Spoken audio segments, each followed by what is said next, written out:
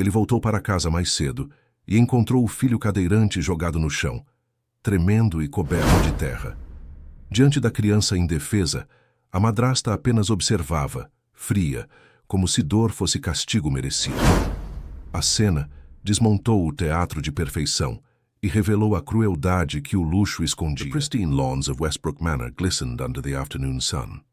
Located in Greenwich, Connecticut, this sprawling estate was the crown jewel of Fairfield County, where old money met new technology in a display of understated wealth. The sound of clinking champagne glasses and polite laughter floated through the air as Mason Parker, tech mogul and founder of Parker Tech Solutions, turned his Tesla into the private driveway, hours earlier than expected. He had cut his Silicon Valley business trip short, eager to surprise his 7-year-old son Tyler with the special edition Star Wars Lego set he'd managed to get his hands on. Mason smiled, picturing the boy's face lighting up. These moments had become rare since the accident, and Mason was determined to create more of them. As he approached the mansion, Mason noticed several luxury vehicles parked near the entrance. Victoria must be hosting another one of her charity events, he thought. His second wife had a talent for social gatherings that benefited both worthy causes and their social standing. At least that's what he had believed until today. Mason parked away from the main entrance, deciding to slip in through the garden to surprise Tyler in his room. The boy usually retreated there during Victoria's elaborate functions.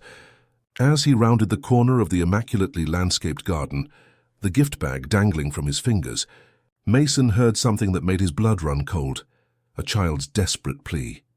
"Please, Victoria, I just want my chair back." "I can't get up," Mason froze. The voice belonged to Tyler, but it wasn't coming from his bedroom. Following the sound, Mason stepped through a row of perfectly trimmed hedges to a secluded section of the garden, hidden from the view of the party guests.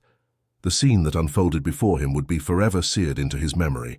Tyler lay on the damp grass, his small hands clawing at the earth, trying to pull himself toward his wheelchair, which had been deliberately moved several feet away. The boy's face was streaked with dirt and tears, his khaki pants soiled from the ground, and his carefully combed hair disheveled. Standing above him, perfectly poised in a cream designer dress, was Victoria. Her arms were crossed, her expression cold and irritated as she looked down at the struggling child. "I told you to stay in your room during my fundraiser," Victoria said, her voice laced with contempt rather than the warmth she displayed in public. "Mrs. Henderson asked about you and I had to make excuses. Do you have any idea how embarrassing that was?" "I just wanted to see the party," Tyler whimpered.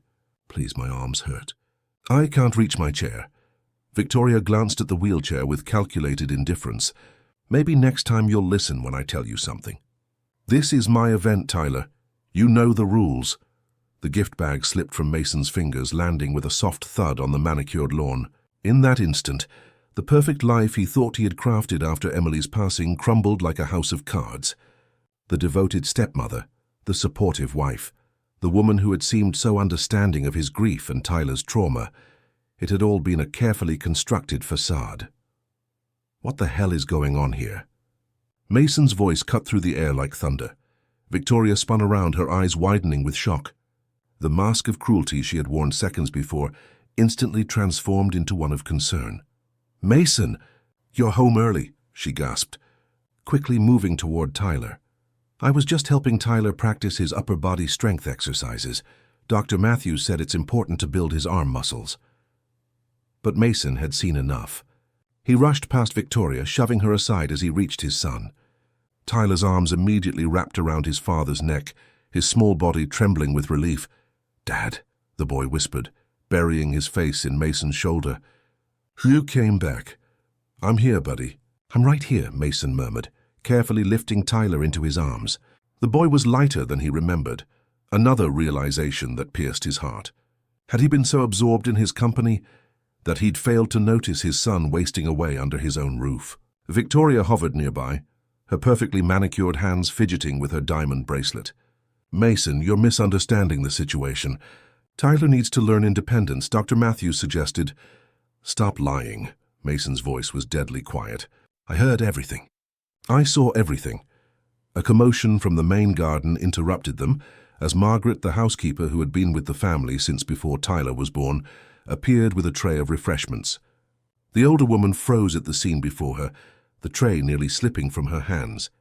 "Mr. Parker, I didn't know you were home," she exclaimed, her eyes darting between Mason holding Tyler, the abandoned wheelchair, and Victoria's increasingly flustered expression. "Margaret," Mason said, his voice strained with controlled fury, "please take Tyler inside, get him cleaned up, and stay with him." The housekeeper nodded, setting the tray down on a nearby garden table. As she approached to take Tyler, the boy clung tighter to his father. "It's okay, Tyler," Mason assured him, gently transferring him to Margaret's care. "I'll be right behind you. I just need to talk to Victoria for a minute." As Margaret carefully carried Tyler away, retrieving the wheelchair with her free hand, Mason turned to Victoria. The woman who had shared his bed, his home, his life for the past 2 years, now seemed like a complete stranger. "How long?" he asked, his voice barely above a whisper. Victoria straightened her posture, her initial shock giving way to defiance. "I don't know what you mean. How long have you been treating my son like this?" "How long, Victoria?" The distant sounds of the fundraiser created a surreal backdrop to the unraveling of Mason's world.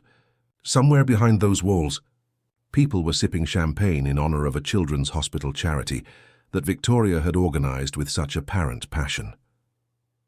"You don't understand the pressure," Victoria hissed, dropping the caring facade entirely. "Do you know what it's like to be stuck with a child who needs constant attention? Who reminds everyone of your precious Emily every time they look at him? I've given up my life to play mommy to a broken child while you're off playing tech genius." Mason felt his hands trembling with rage. Tyler is not broken. He's a child who lost his mother and the use of his legs in the same accident. He's a child I trusted you to love. "Love?" Victoria laughed, the sound brittle and cold. "You never loved me, Mason. I was a replacement, a caretaker, someone to manage your home and raise your son while you built your empire. Well, surprise, I didn't sign up to be a nurse to a crippled—" Mason's sharp intake of breath cut her off. Don't you dare finish that sentence." He stepped closer, his voice dropping to a dangerous whisper. "You have exactly 1 hour to pack your things and leave my house. Whatever is left behind will be donated or destroyed." "I don't care which." Victoria's face flushed with anger. "You can't do that. This is my home too. I have rights." "Check the prenup you signed," Mason replied coldly. Section 12, paragraph 3, specifically addresses child welfare. "My lawyers will be in touch, but rest assured, you'll be leaving with considerably less than you came with." A flash of uncertainty crossed Victoria's perfect features, quickly replaced by calculation. "You won't do this. Think of the scandal, the publicity. Parker Tech's stock will plummet when people find out you're throwing your grieving wife out on the street." Mason laughed, a hollow sound devoid of humor. "Grieving? Is that what you call this? And you think I care about stock prices right now?" He shook his head. "I have security footage of every inch of this property, Victoria. How many incidents do you think they'll find if I have them review the past year of recordings?" The color drained from Victoria's face. She hadn't known about the upgraded security system Mason had installed after a series of corporate espionage attempts against Parker Tech executives. Her silence confirmed his suspicions. This wasn't an isolated incident. 1 hour, he repeated, turning away from her. "And if you ever come near my son again, I'll make sure you regret it for the rest of your life." As Mason walked toward the house, he could feel Victoria's hateful gaze burning into his back. He knew this wasn't over. Women like Victoria didn't simply accept defeat and disappear. But right now all that mattered was Tyler. Inside, he found Margaret gently helping Tyler into clean clothes. The boy's eyes lit up when his father entered, but there was a wariness there that hadn't existed before, a caution that no 7-year-old should have to carry. "Is she going away?" Tyler asked quietly as Mason sat beside him on the bed. The simple question broke something in Mason's heart. "Yes, buddy. Victoria's leaving and she's not coming back." "Because of me?" The guilt in those 3 words made Mason realize just how deeply the psychological damage ran. "No, Tyler, never because of you." Mason gathered his son into his arms, feeling the fragile shoulders beneath his hands. "Victoria made bad choices. She hurt you, and that's never okay. I'm the one who should be sorry. I should have been here. I should have known." Tyler leaned against his father, exhaustion evident in every line of his small body. "I tried to be good, Dad. I tried not to be a bother." "You are never ever a bother," Mason said fiercely, fighting back tears. "You're my son, and from now on it's going to be just us. I promise I'll do better." As Tyler eventually drifted into a troubled sleep, Mason remained by his side, watching the gentle rise and fall of his chest. Outside, he could hear Victoria's shrill voice ordering the guests to leave, the confused murmurs of the departing crowd, and the slam of drawers and closet doors as she packed. Margaret quietly entered the room, her usually warm face tight with anger. "Mr. Parker," she said softly, "there's something you should know." Mason gently eased himself away from Tyler, careful not to wake him. "What is it, Margaret?" The housekeeper twisted her hands in her apron. "This wasn't the first time. Mrs. Parker, Margaret's voice faltered. "She's been cruel to Tyler for months now. I wanted to tell you, but she threatened to have me deported. My family depends on this job and my visa." Mason felt sick. "You don't need to explain, Margaret. This isn't your fault." He placed a reassuring hand on the woman's shoulder. "But I need to know everything now. Every detail." As Margaret began to speak, Mason's resolve hardened. Victoria wouldn't simply walk away from this situation. She would pay for what she had done to his son. And Mason would ensure that Tyler never suffered at anyone's hands again, even if it meant giving up everything he had built to focus solely on healing his broken family. 2 years earlier, the Parker family had been the embodiment of the American dream. Mason, a brilliant software engineer turned entrepreneur, had built Parker Tech from a small startup in his garage to a billion-dollar company revolutionizing artificial intelligence. His wife Emily, a pediatric physical therapist with a heart of gold, had dedicated her career to helping children with mobility challenges. Their son Tyler was a bright, energetic 5-year-old who inherited his father's analytical mind and his mother's compassion. They lived in a modest home in Greenwich back then, choosing to invest in experiences rather than excessive luxury. Weekends were spent building science projects, exploring local parks, or sailing on their small boat along the Connecticut coastline. Though Mason's work occasionally demanded late nights and business trips, he always made time for what Emily called the Parker family adventures. "Life isn't measured in lines of code or bank statements," Emily would often remind Mason when work threatened to consume him. "It's measured in moments like these." She would gesture to Tyler's laughter as they chased each other through autumn leaves, or the peaceful expression on the boy's face as he fell asleep between them during movie nights. Everything changed on a rainy Tuesday in October. Mason had been in California, negotiating a major partnership deal that would eventually make Parker Tech a household name. Emily and Tyler were driving home from his kindergarten soccer practice when a truck driver fell asleep at the wheel, crossing the center line and colliding with their SUV. The accident left Emily with injuries too severe for survival, and Tyler with spinal trauma that paralyzed him from the waist down. By the time Mason made it to the hospital, Emily was gone and his son was unconscious, surrounded by machines and uncertain prognoses. The following months blurred together in a haze of grief, guilt, and overwhelming responsibility. Mason stepped back from day-to-day operations at Parker Tech to focus on Tyler's recovery, moving through the motions of existence rather than truly living. He converted their home to accommodate Tyler's needs, hired the best physical therapists, and learned everything he could about spinal cord injuries and pediatric trauma. But nothing prepared him for the emotional toll. Tyler withdrew into himself, his once exuberant personality dimmed by loss and physical limitations. Nightmares plagued the boy's sleep, and during waking hours, he would often sit silently staring at photos of Emily, his small fingers tracing her face. "I want Mommy to help me with my exercises," he'd say whenever Mason attempted the physical therapy routines. "She knows how to make them not hurt." Each word was a dagger to Mason's heart, a reminder of his own inadequacy and the irreplaceable void Emily's absence had created. He hired round-the-clock nurses and caretakers, but none could provide the emotional connection Tyler desperately needed.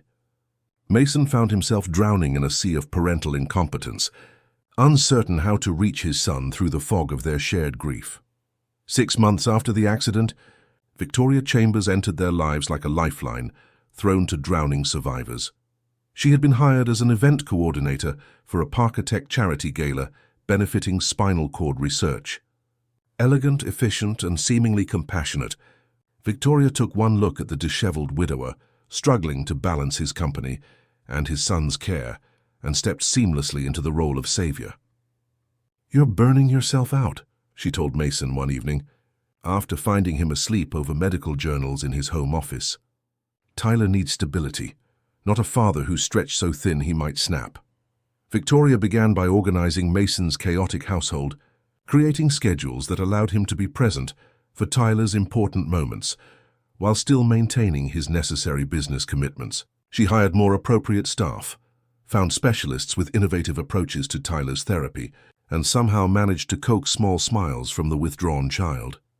"You have a gift with him," Mason remarked one evening, watching as Victoria helped Tyler create a science project about planets.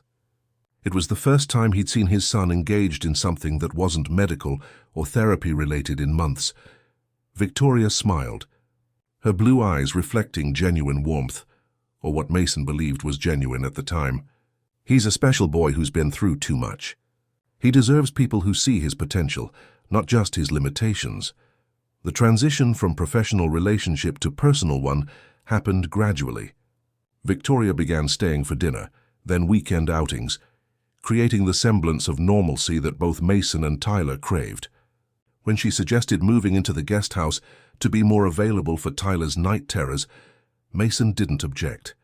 And when, 3 months later, she gently suggested that perhaps Tyler needed a mother figure rather than a revolving door of caretakers, the idea didn't seem preposterous. "I'm not trying to replace Emily," Victoria assured him during a quiet dinner after Tyler had gone to bed. "No one could. But Tyler needs feminine energy in his life, and you need someone to share this burden with." They were married in a private ceremony 6 months after meeting. Tyler served as ring bearer, navigating his wheelchair down the aisle with careful determination. Mason interpreted his son's solemn participation as acceptance, missing the resignation that had replaced the boy's earlier enthusiasm about Victoria. With Victoria officially installed as Mrs. Parker, changes came swiftly to the household. The modest family home was sold, and construction began on Westbrook Manor, a property Victoria insisted would better accommodate Tyler's needs, while providing the appropriate setting for the social obligations that came with Mason's position. "Image matters in this world," she explained as she reviewed architectural plans that seemed more focused on entertaining spaces than accessibility features. "Tyler will thank us when he's older and understands the importance of connections and first impressions."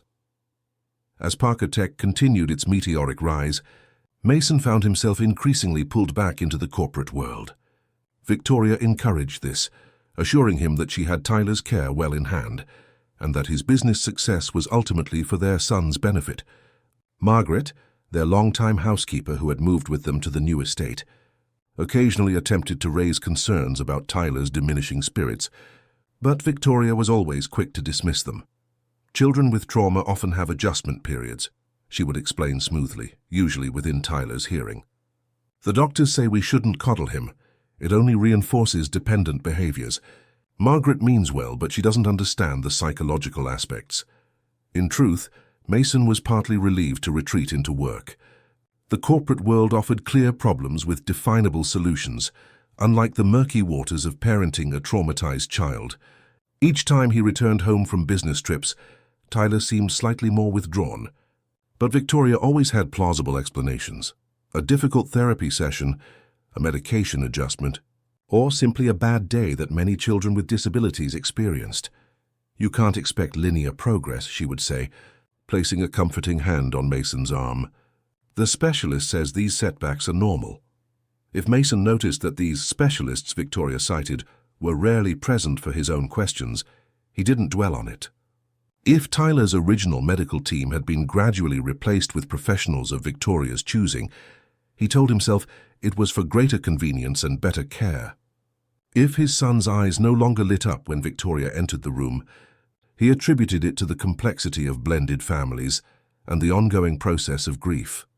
The truth remained carefully concealed behind closed doors, away from Mason's distracted gaze and buried beneath Tyler's learned silence.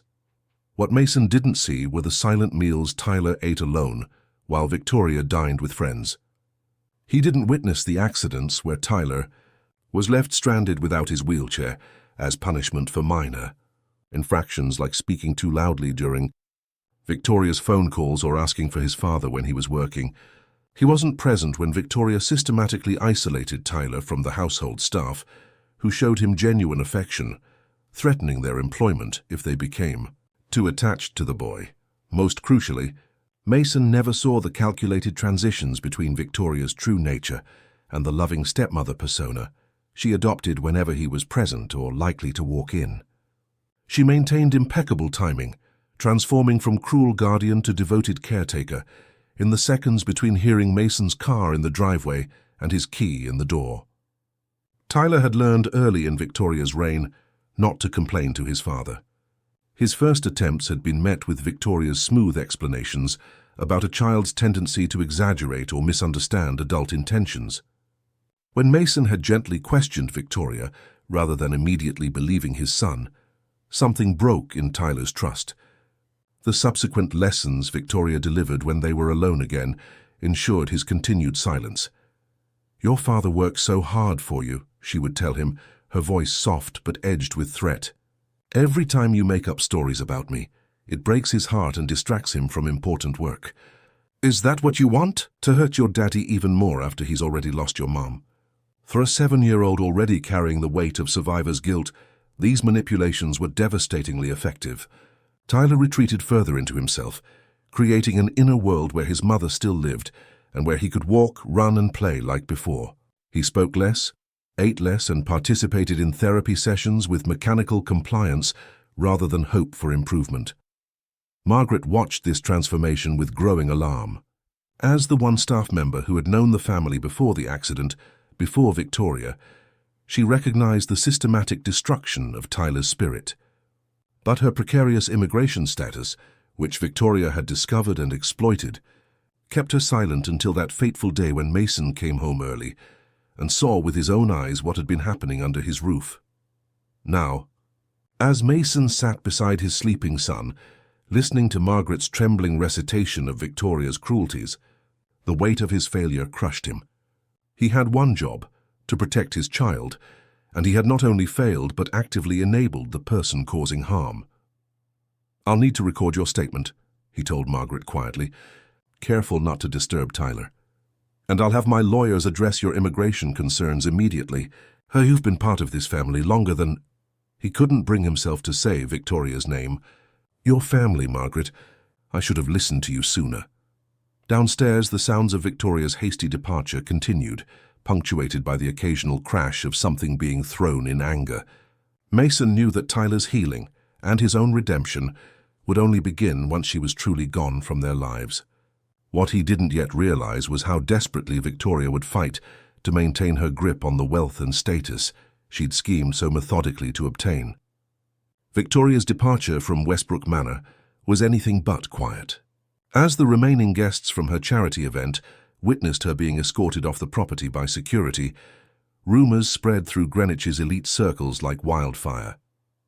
By nightfall, Mason's phone was flooded with messages from concerned friends, business associates and board members, all seeking explanation for the dramatic scene that had unfolded on the perfectly manicured lawn.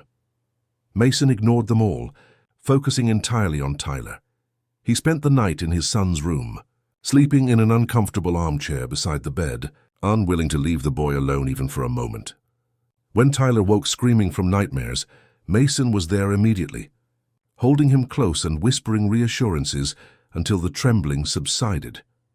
"She can't hurt you anymore," he repeated like a mantra, as much for himself as for Tyler. "I promise, buddy, never again." As dawn broke over the estate, Mason made 2 calls. The first was to Daniel Reynolds, his closest friend since college and Parkotec's chief operating officer. The second was to Olivia Bennett, the formidable attorney who had helped him build his company from the ground up. "I need you to take over completely," Mason told Daniel, his voice rough from a sleepless night. "Indefinite leave of absence starting immediately." Daniel, who had been the best man at Mason's wedding to Emily and Tyler's godfather, didn't hesitate. "Consider it done. Is Tyler okay?" Do you need me to come out there? Not yet, Mason replied, watching his son pick at the breakfast Margaret had prepared. We need some time, just the two of us. But I'll call when we're ready for visitors. The conversation with Olivia was more tactical. I want everything Victoria might try legally anticipated and blocked before she makes a move, he instructed. And I need a complete overhaul of household staff, thorough background checks, multiple interviews, psychological evaluations, the works. What exactly happened, Mason?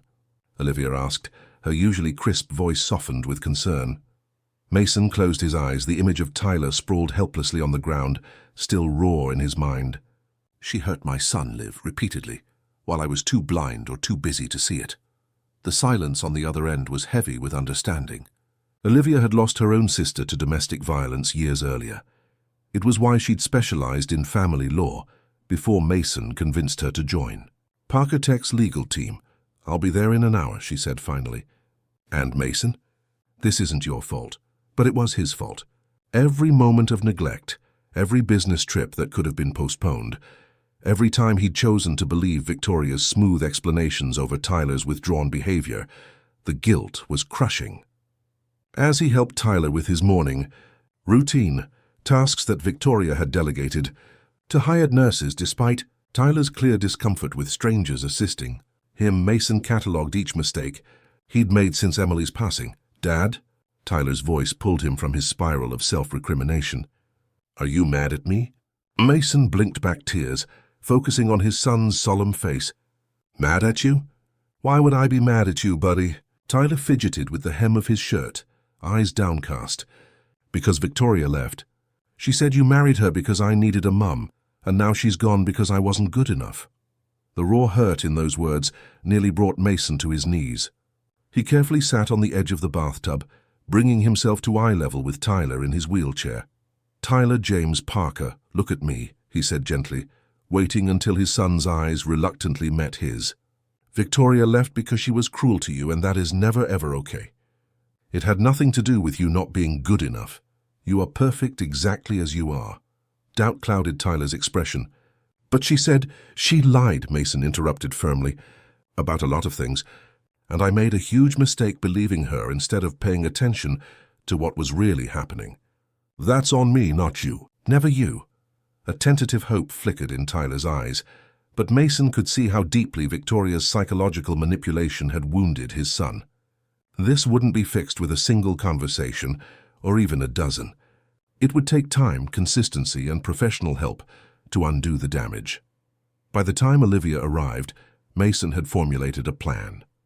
The attorney listened carefully as he outlined his priorities: Tyler's emotional and physical recovery, legal protection from Victoria, and a complete restructuring of their lives to eliminate the toxic elements Victoria had introduced. I want to sell this place, he concluded, gesturing to the opulent mansion around them.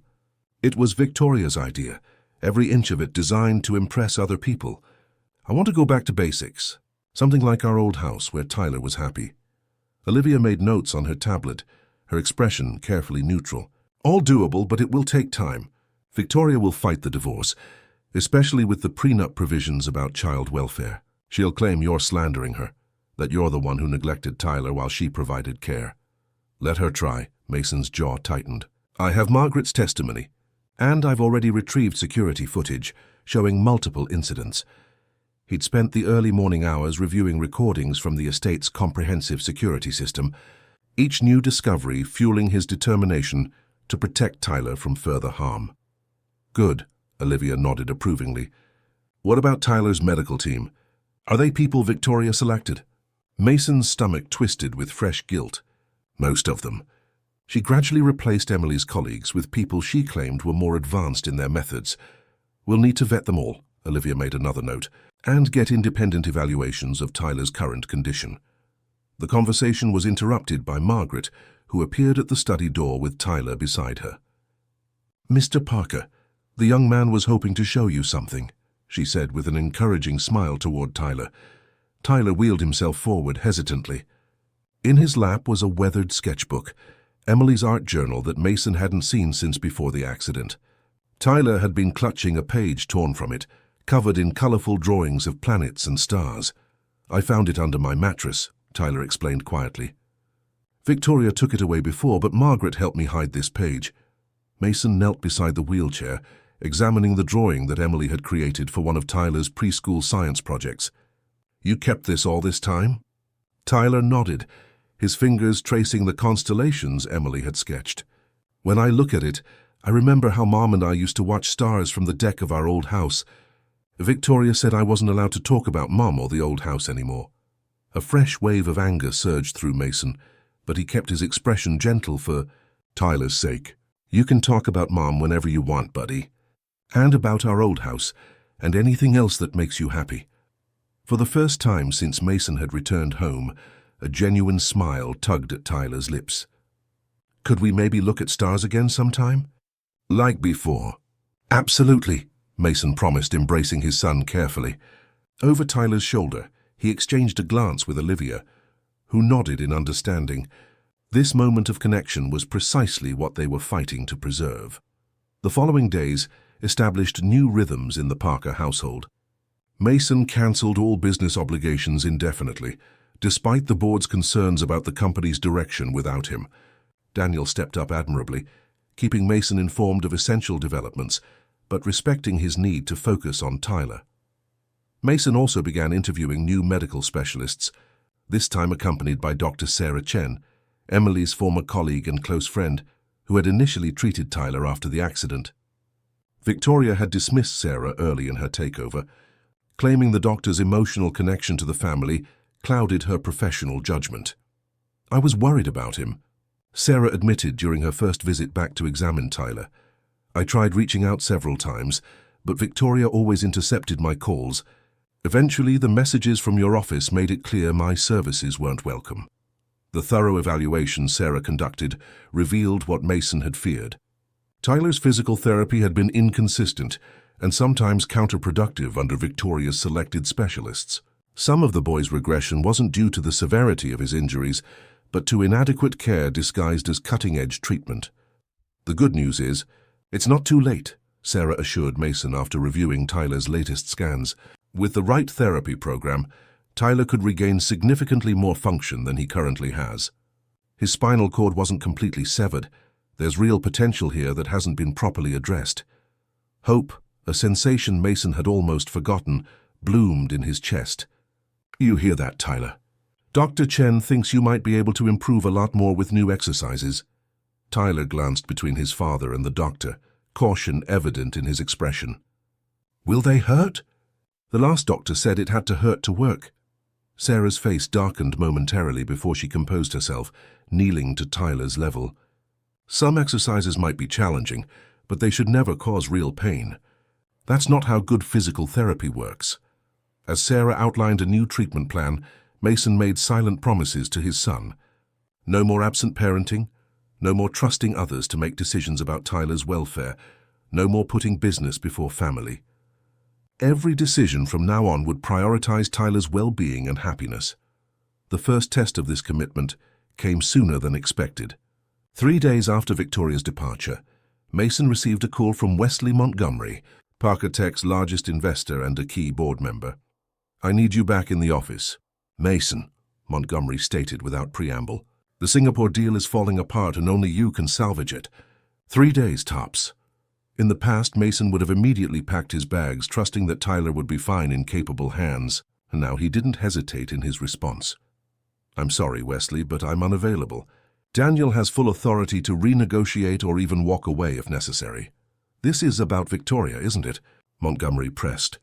Look, whatever marital spat you're having, this isn't a spat, Mason interrupted coldly. This is about my son's welfare, which I've neglected for too long. Parker Tech will survive without me for a while.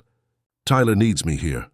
After hanging up, Mason found Tyler in the garden, sitting in his wheelchair beside Margaret, as she taught him how to prune roses, another activity Victoria had deemed unsuitable for him. The sight of his son engaged and interested, dirt smudging his small fingers as he carefully handled the garden shears under Margaret's watchful guidance, confirmed that Mason had made the right choice. That evening, as they shared a simple dinner that Mason had prepared himself, with considerable coaching from Margaret, Tyler asked the question that had clearly been weighing on him. Dad, are you really staying home now? Don't you have to go back to work? Mason set down his fork, giving the question the serious consideration it deserved. I'll eventually need to go back for some things, but not like before. From now on, you come first, Tyler. Always. Tyler studied his father's face, searching for signs of insincerity or future disappointment. Finding none, he nodded slowly. Mom would like that. She always said your best inventions happened when you were happy at home. The mention of Emily, offered voluntarily without fear of reprimand, marked a small but significant step forward.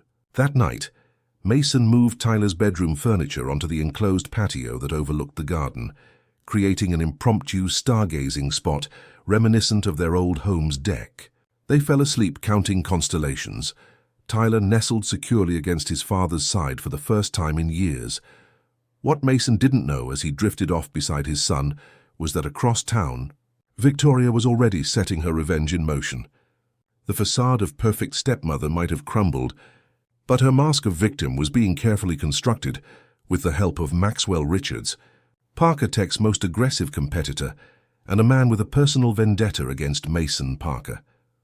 Maxwell Richards' corner office at Rich Tech Industries offered a panoramic view of Manhattan's skyline, but his attention was fixed solely on the woman seated across from him. Victoria Parker, soon to revert to Victoria Chambers, was even more striking in person than in the society pages where she'd reigned as Greenwich's most elegant hostess. Today, however, her usual poise was marred by barely contained fury. He humiliated me, she said, manicured nails tapping against the glass desk separating them. Had security escort me out in front of everyone who matters in Connecticut. Do you have any idea what that's done to my reputation? Maxwell leaned back in his leather chair, studying her with calculated interest. At 52, he maintained the physique of a man 20 years younger, with silver-streaked dark hair and the sharp features that had graced numerous business magazine covers. What those glossy profiles failed to capture was the cold ambition that had driven him to build Rich Tech through methods that occasionally skirted ethical boundaries. Reputation can be rebuilt, he replied smoothly. What concerns me is what you're offering in return for my assistance. Victoria's red lips curved into a smile that didn't reach her eyes. Everything you need to destroy Mason Parker. Access codes to Parker Tech's secure servers, details of the Singapore negotiations, prototype information for the neural interface they're developing. Information I could potentially obtain through other channels, Maxwell interrupted. What makes your offer special, Mrs. Parker? Because I know his weakness, Victoria leaned forward. Mason has abandoned Parker Tech to play devoted daddy.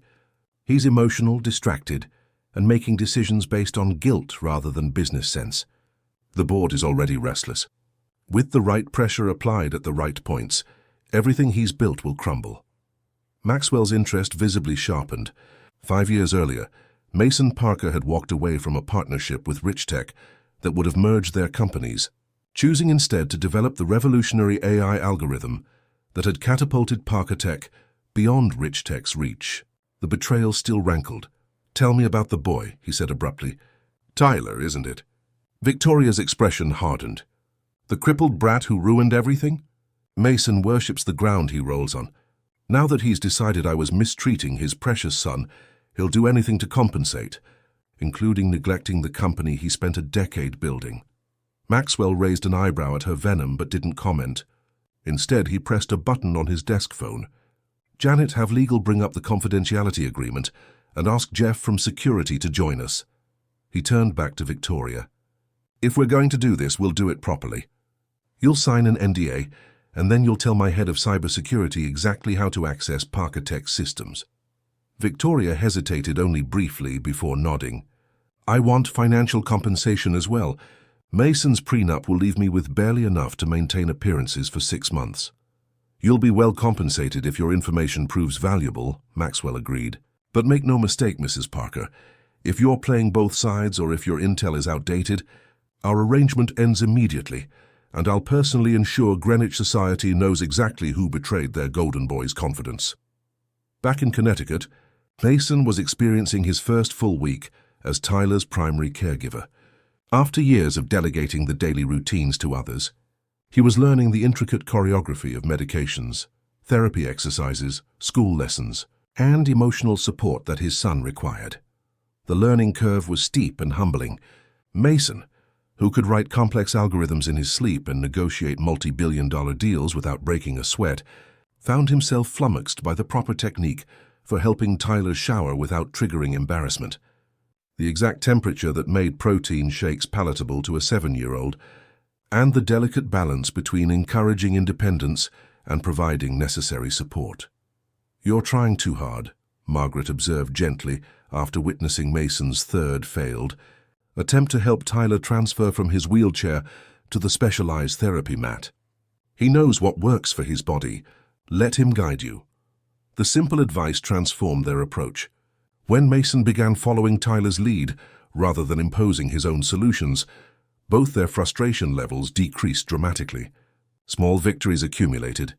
Tyler's first genuine laugh during an improvised water balloon fight in the garden, the successful completion of a full physical therapy routine without tears, an evening when Tyler voluntarily shared memories of Emily without prompting. Dr. Chen visited 3 times that week, each session revealing new possibilities for Tyler's recovery.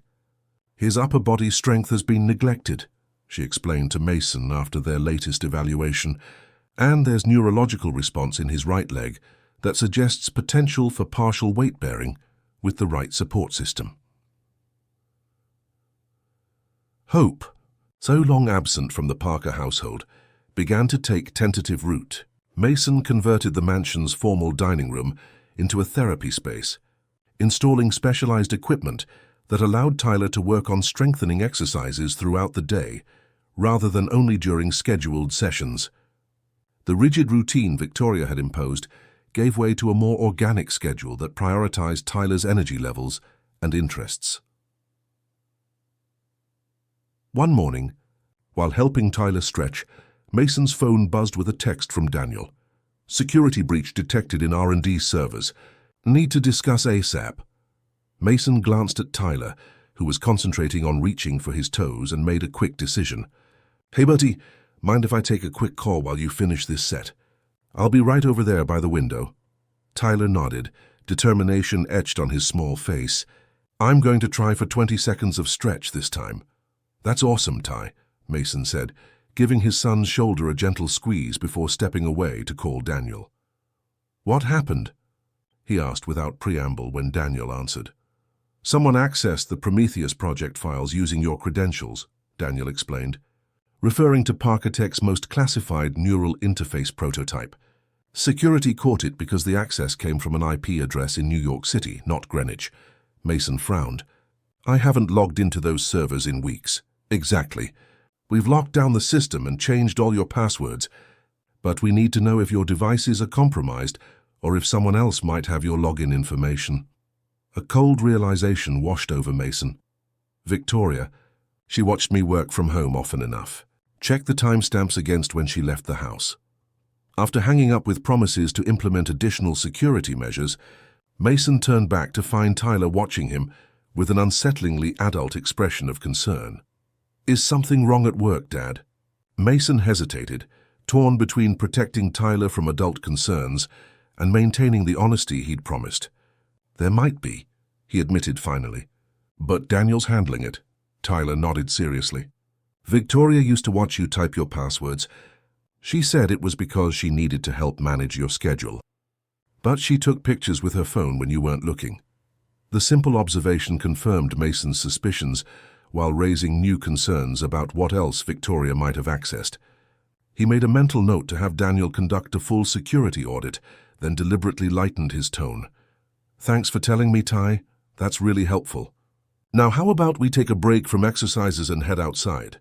I've been thinking about setting up a garden project that we could work on together." The genuine enthusiasm that lit up Tyler's face reinforced Mason's commitment to prioritizing his son's recovery over business concerns.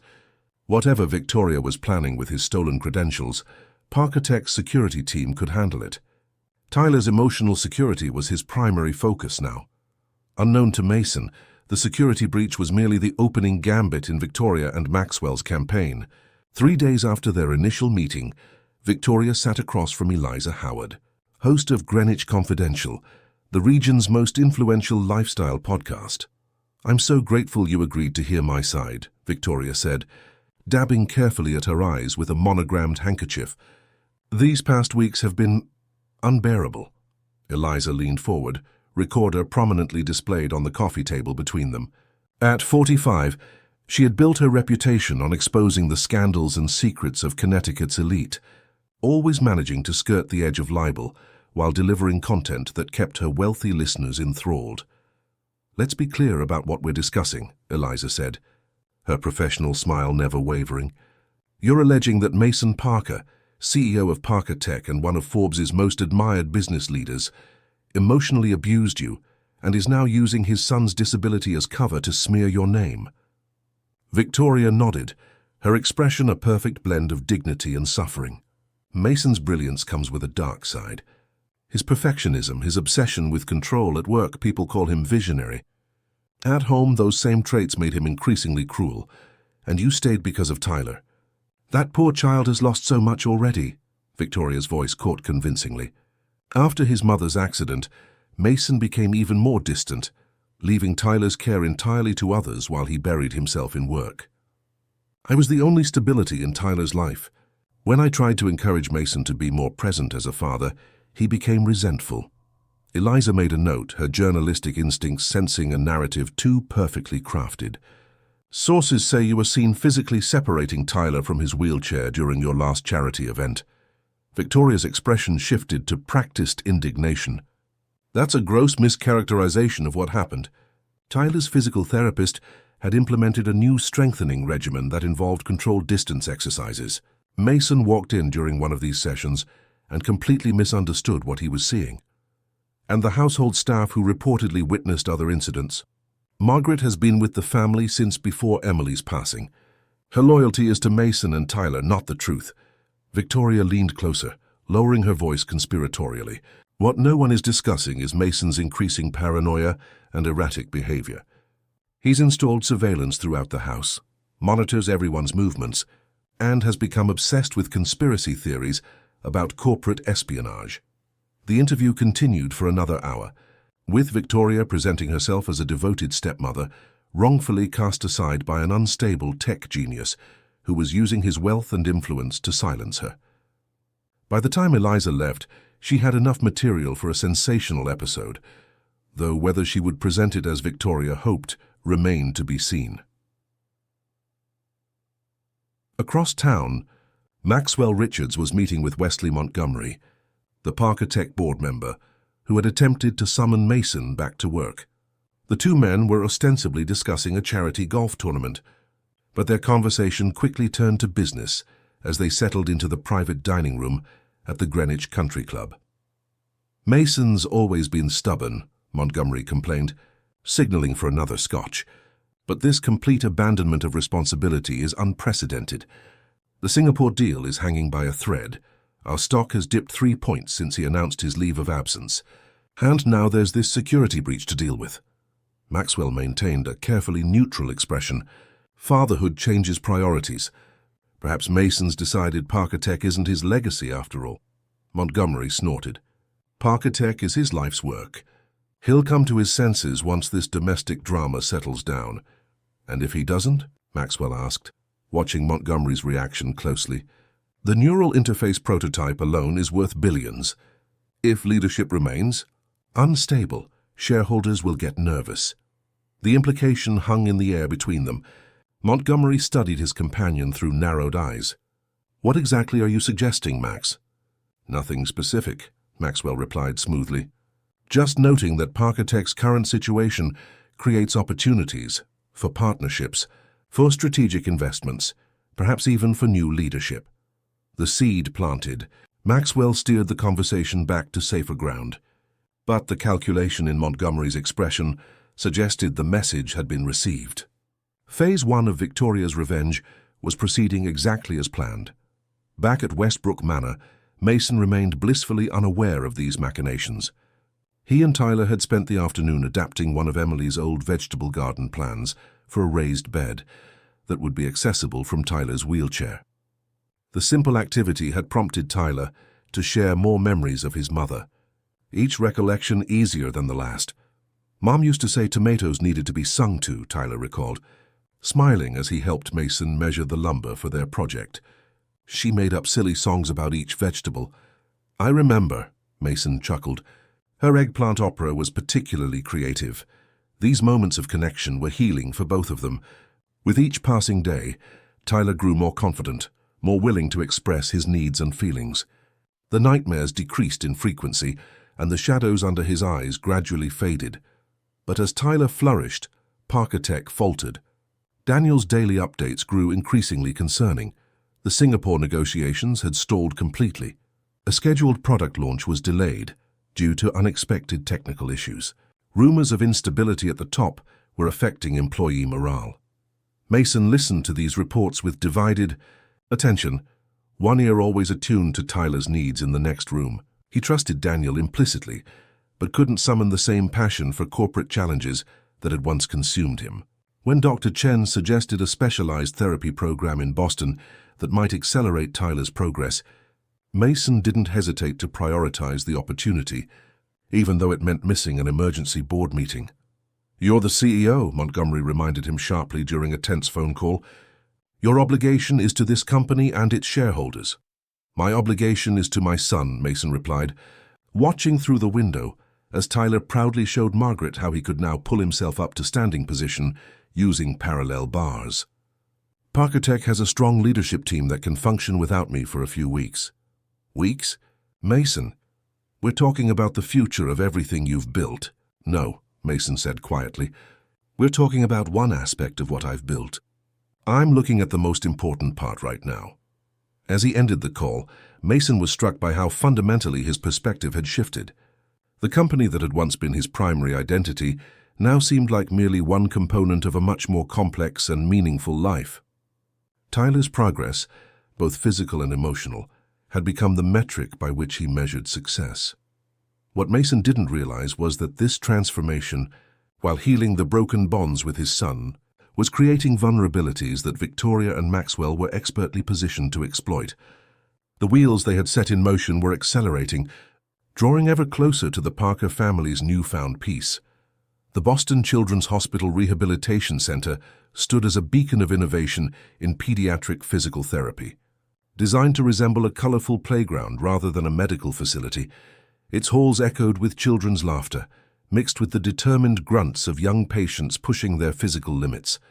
For the past 2 weeks, this had been Tyler's second home as he participated in an intensive therapy program under Dr. Chen's supervision. Mason watched from the observation area as Tyler worked with Lisa, a specialized pediatric therapist whose gentle persistence had quickly earned his son's trust. Today they were practicing with the exoskeletal support braces Dr. Chen had recommended, cutting-edge technology that responded to the minimal neural signals still traveling through Tyler's damaged spinal pathways. "That's it, Tyler," Lisa encouraged as the 7-year-old gripped the parallel bars, the mechanical braces whirring softly as they supported his tentative weight shifting. "Feel how your right leg is taking more weight now.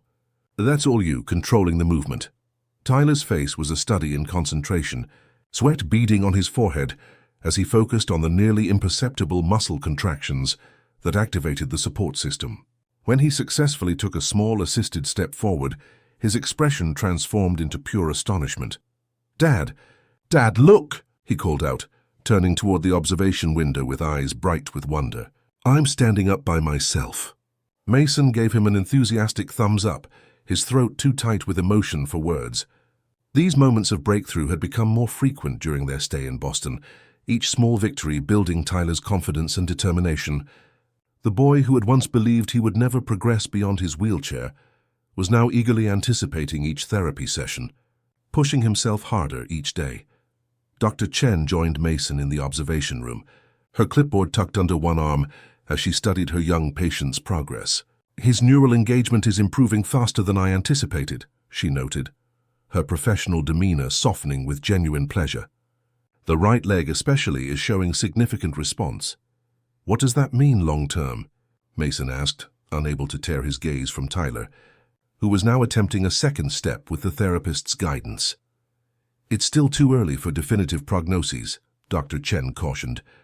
But I'm increasingly optimistic that with continued therapy and the right adaptive equipment, Tyler might eventually manage short distances with forearm crutches or a walker. His upper body strength is developing nicely, which is crucial for alternative mobility methods. The possibility hung in the air like a tangible hope. Mason had learned to temper his expectations, to celebrate each tiny improvement rather than fixating on ultimate outcomes. But Dr. Chen's carefully measured optimism sent a surge of excitement through him nonetheless. "He's happier," Mason observed quietly. "Even if the physical progress stopped today, the change in his spirits these past weeks has been worth everything." Dr. Chen nodded, understanding the deeper truth in Mason's words. Children are remarkably resilient when they feel safe and supported. "You've given him that foundation again."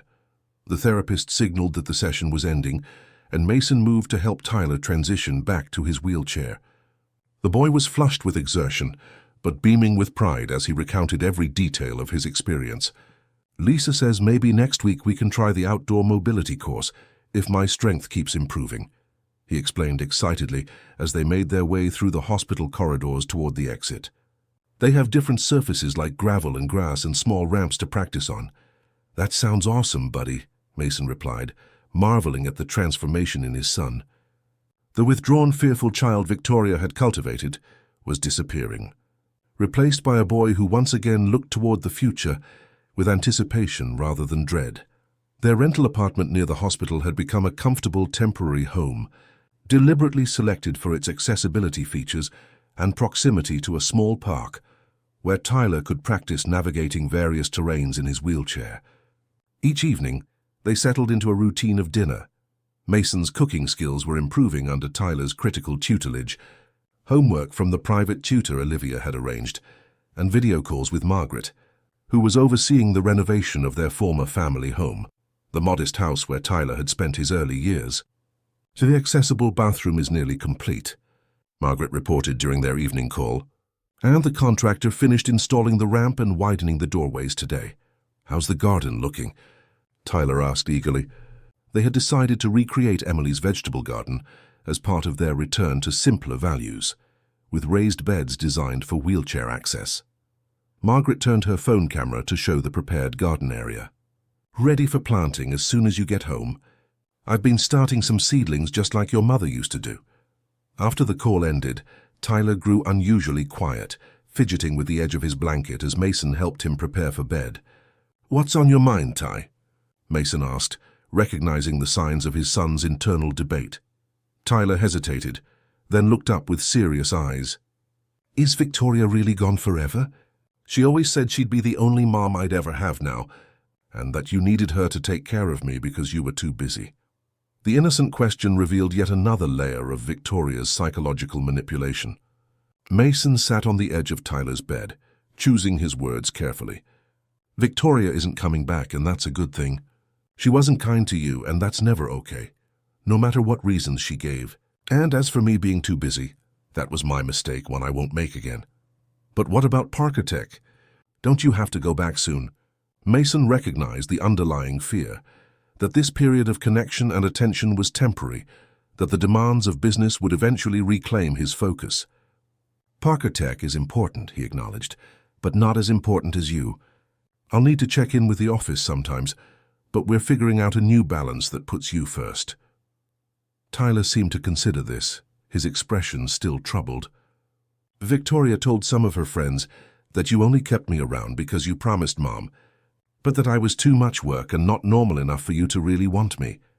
Each new revelation of Victoria's cruelty landed like a physical blow.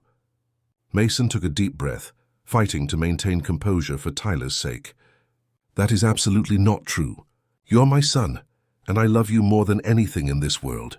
Having you in my life is not a burden, it's the greatest gift I've ever received." The simple truth seemed to reach Tyler, who relaxed slightly against his pillows. "I thought maybe she was lying about that too, but sometimes it's hard to know for sure." "I understand," Mason said gently. "Victoria told a lot of lies that got mixed up with truths, and that can be confusing. But anytime you're not sure, you can ask me directly, and I promise to tell you the honest truth." As Tyler finally drifted to sleep, Mason retreated to the apartment's small living room and opened his laptop for the first time that day. The backlog of emails was daunting, but one subject line immediately caught his attention. Board meeting emergency vote, proxy required. The message from Olivia was brief but alarming. Montgomery's gathered support for a leadership review. Special board meeting scheduled for Friday. Need your proxy and explicit directions. Call me ASAP. Mason checked the time.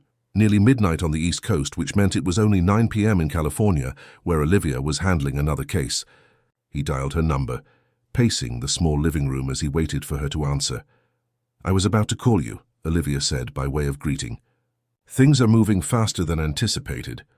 "What exactly is Montgomery proposing?" Mason asked, keeping his voice low to avoid waking. "Tyler. Officially a temporary leadership restructuring during your personal leave of absence," Olivia explained. "Unofficially, it's a power grab.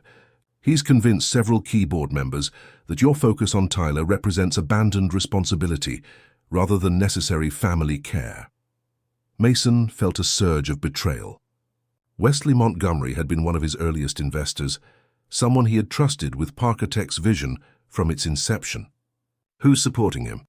Jensen, Miller, and Watkins are definitely in his camp. Bronson and Zhang are with you. The others are wavering, especially after the Singapore deal collapsed. The Singapore partnership had been Parker Tech's planned entry into the Asian market, a crucial expansion that had been in negotiation for over a year. What happened with Singapore? Olivia's hesitation was telling. The official story is that our negotiators couldn't match Richtech's counteroffer. Unofficially, there are rumors that confidential details of our proposal were leaked, allowing Maxwell Richards to undercut us significantly. The pieces clicked into place with sickening clarity. Victoria's security breach, Maxwell's sudden competitive advantage, Montgomery's convenient timing, the coordination was too perfect to be coincidence. "Victoria," Mason murmured. "She's working with Richards." "That's my assessment as well," Olivia confirmed. "But proving it is another matter. What do you want me to do about the board meeting?" Mason considered his options. He could fly back immediately to fight Montgomery's proposal in person, temporarily leaving Tyler in Boston with Dr. Chen and the therapy team. He could issue a proxy statement, reasserting his authority as founder and majority shareholder. Or he could take a more unexpected approach. Set up a video conference for the meeting, he decided. "I won't leave Boston, but I want to address the board directly with Tyler present. It's time they understand exactly why my priorities have shifted." The following morning brought another complication. As Mason and Tyler were finishing breakfast, his phone buzzed with a text from Daniel. "Turn on CNBC now." Mason grabbed the remote and switched on the apartment's television, finding the business news channel just as the anchor was introducing a breaking story. Parker Tech shares are down 12% in pre-market trading, following explosive allegations against CEO Mason Parker, the polished anchor announced.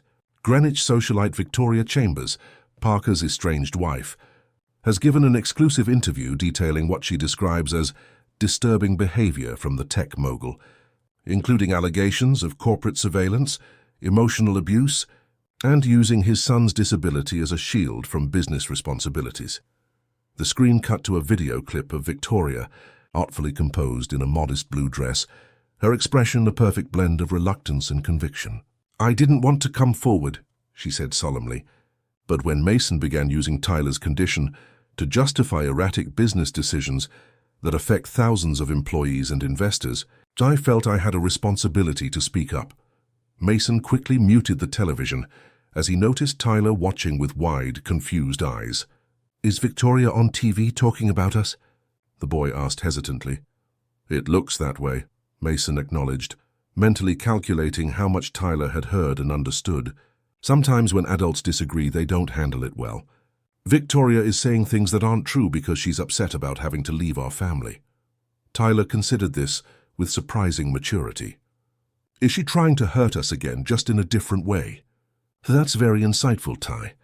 "Yes, I think that's exactly what she's trying to do." Mason turned off the television entirely. "But we're not going to let her upset us or change our plans. We have therapy this morning, and then I thought we might try that new adaptive sports program Dr. Chen mentioned."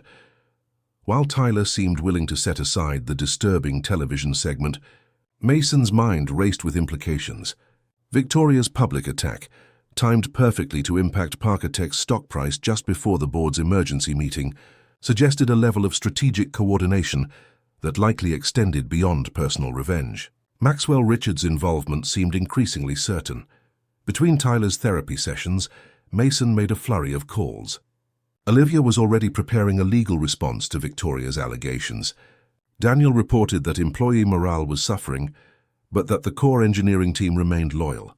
Sarah Chen agreed to adjust Tyler's therapy schedule to accommodate the video board meeting, understanding the importance of showing the board the reality of Tyler's progress and Mason's parental involvement. By Friday morning, Mason had developed a comprehensive strategy. Rather than merely defending against Victoria and Montgomery's coordinated attack, he would use the crisis as an opportunity to realign Parkotech's leadership structure to better balance his dual responsibilities. The board meeting began at noon, with Mason and Tyler joining via secure video link from a private conference room at the rehabilitation center. Mason had explained to Tyler in age-appropriate terms why their participation mattered. "Some people think I can't be a good dad to you and run Parkotech at the same time," he told his son. "We're going to show them that's not true. You don't need to say anything. Just having you there with me helps tell our story." As the board members' faces appeared on the screen, Mason noted their expressions ranging from supportive concern to barely concealed hostility. Montgomery sat at the head of the conference table in Parkotech's headquarters, his position a visual statement of his ambitions. "Thank you for accommodating this virtual arrangement," Mason began, his tone professional but warm. "Before we address the formal agenda, I'd like to introduce someone important. This is my son Tyler, who's currently participating in a specialized therapy program here in Boston." Tyler gave a small wave, his shy smile visible to the assembled executives. The simple humanity of the moment created a subtle shift in the room's energy, reminding everyone that behind the corporate maneuvers and stock prices was a real family navigating genuine challenges. "I understand there are concerns about my current focus and Parkotech's direction," Mason continued. "Rather than debate abstractions, I'd like to present a concrete proposal that addresses both my family responsibilities and the company's needs." He outlined a restructured leadership model. Daniel would be elevated to President and Chief Operating Officer, handling day-to-day operations with expanded authority. Mason would retain CEO responsibilities focused on strategic vision, product innovation, and key client relationships, with a modified schedule that accommodated Tyler's ongoing care. Additionally, Mason concluded, "I believe recent events suggest a need for enhanced security protocols and a thorough investigation into potential corporate espionage, particularly regarding the Singapore negotiations." Montgomery's expression darkened at the implication. "While your proposed restructuring has merit," he interjected smoothly, "it doesn't address the immediate confidence crisis created by your extended absence and the unfortunate publicity surrounding your personal situation." "You mean the carefully timed character assassination by my estranged wife?" Mason asked mildly. "The same estranged wife who was caught accessing confidential company servers just before our Singapore proposal was mysteriously undercut by Maxwell Richards." A murmur ran through the board members. Mason had deliberately avoided publicly connecting these dots until now, allowing Victoria and her allies to believe their coordination remained undetected. "That's a serious accusation," Montgomery said stiffly. "Do you have evidence?" "Our cybersecurity team has confirmed unauthorized access using my credentials from an IP address, traced to Richtech's New York headquarters," Mason replied. "And I find it interesting that you and Richards were seen meeting at Greenwich Country Club the day before you called for this emergency session." The revelation landed like a bombshell. Several board members turned to Montgomery with questioning expressions, their earlier certainty visibly wavering. "Gentlemen, ladies," Mason continued into the sudden silence, "I founded Parkotech with a vision of technology that serves human needs. I failed to live by that principle in my own family, prioritizing corporate growth over my son's well-being.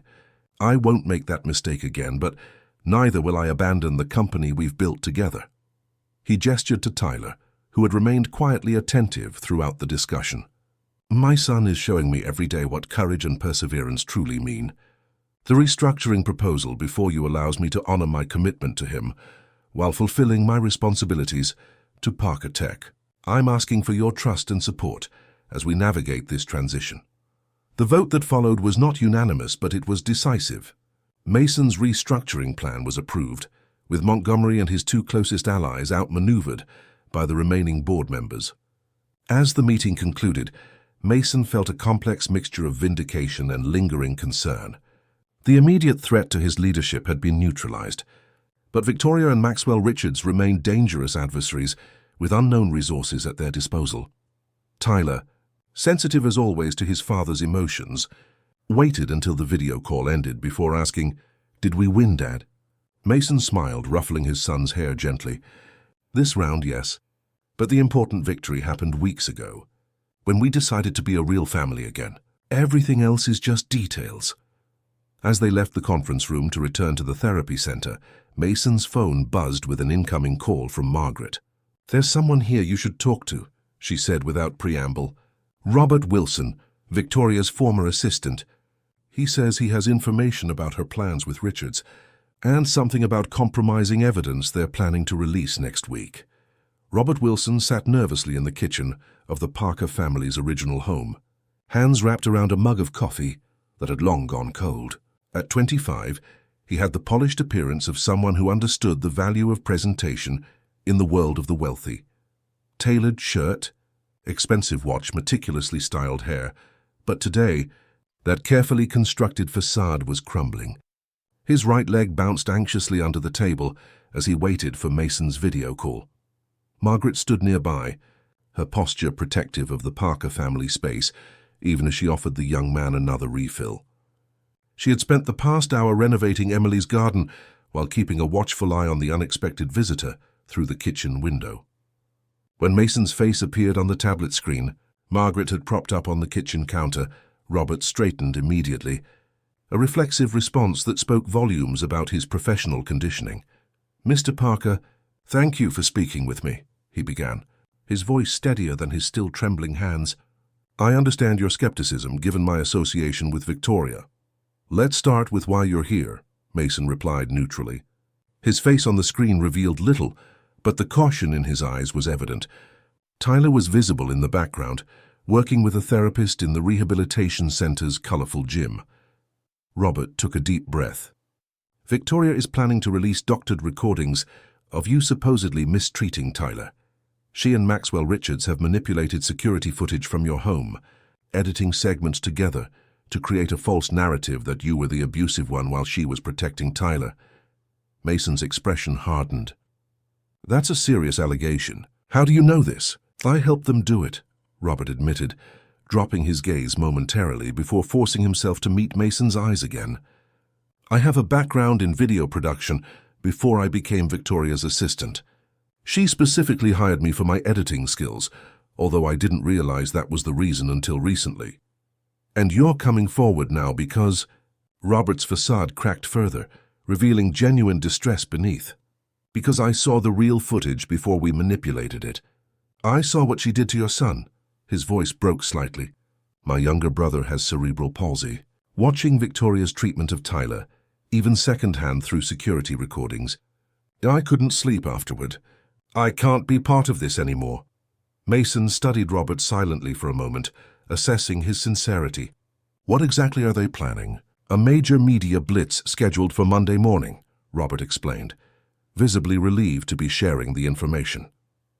"Victoria has already recorded interviews with 3 national morning shows, positioned as a brave whistleblower, exposing abusive behavior hidden behind tech wealth. The doctored footage will be released simultaneously across multiple platforms, timed to impact Parker Tech's quarterly earnings announcement." The calculated malice of the plan was breathtaking. If successful, it would devastate both Mason's personal reputation and Parker Tech's market position in one coordinated strike. The timing with the quarterly announcement suggested inside information that could only have come from someone on the board, almost certainly Montgomery. "Do you have proof of what they're doing?" "Copies of the original footage?" Documentation of the plan? Mason asked, his mind already racing through potential countermeasures. Robert nodded, producing a flash drive from his pocket and holding it up for Mason to see. Everything I could gather without raising suspicions. Original footage showing Victoria's actual treatment of Tyler, emails between Victoria and Richards outlining their strategy, and a draft press release already distributed to media outlets under embargo. Mason turned slightly, checking on Tyler before continuing in a lower voice. Why should I believe you're not still working for them, trying to gain my trust to gather more information? It was the question Robert had clearly been anticipating. Because Victoria threatened my brother's care facility when I expressed concerns about the footage, he said quietly. Her exact words were, "Everyone has pressure points, Robert. Yours just happens to be in a wheelchair, too." I realized then that she's capable of targeting a disabled child to get what she wants, whether it's Tyler or my brother Michael. The specific cruelty described rang true to Mason's experience of Victoria, lending credibility to Robert's account. Still, caution was necessary. I'll have my security team contact you to verify the contents of that drive before I return to Greenwich, he decided. In the meantime, Margaret will show you to the guest house. I'd prefer you stay there rather than return to anywhere Victoria might find you. After ending the call, Mason immediately contacted Olivia and Daniel, conferencing them together to discuss this new development. While they spoke, he watched Tyler across the therapy room, proudly demonstrating his improving balance to another young patient. The sight of his son's growing confidence and generosity strengthened Mason's resolve to protect him from Victoria's latest attack. If Robert's information checks out, we need to go on the offensive, Olivia advised. A preemptive statement with the real footage would undercut Victoria's entire narrative. Daniel was more cautious. Releasing footage of Victoria abusing Tyler means exposing him to public scrutiny during an already difficult time. Is that what's best for him? The question cut to the heart of Mason's dilemma.